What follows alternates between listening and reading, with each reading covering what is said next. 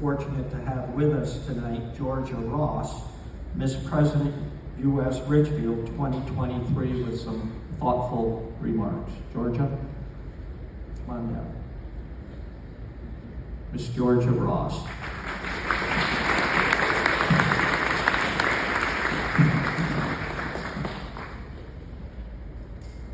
Hello, my name is Georgia Ross.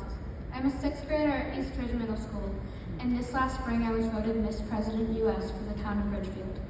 It is my honor to be here today as we pay tribute to and remember the victims, heroes, and survivors of the 9/11 attacks. Remember is a word I've thought about a lot this week.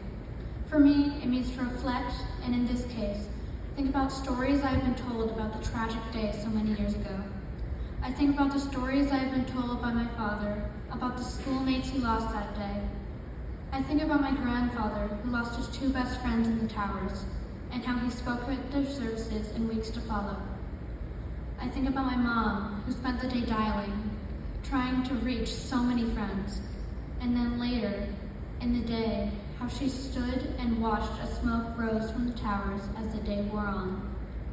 As New Yorkers, they were all connected to the events of that day, and together they grieved. In our talks about the events of September 11th, my parents have spoken to me about remembrance and respect, but the word they have used most is resilience. When they talk about September 11th, my parents go on to tell me not just about that day, but the many days that followed.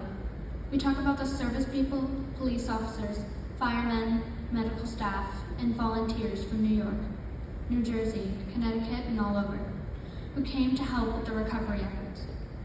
They tell me about the families who came to find supports from their communities and neighbors. They talk about our country, a country that united against a common threat, and how Americans put aside their differences and grieved together, persevered together, and still remember together. It was the resilience of the American people that carried us through the recovery and still brings us together to honor this day.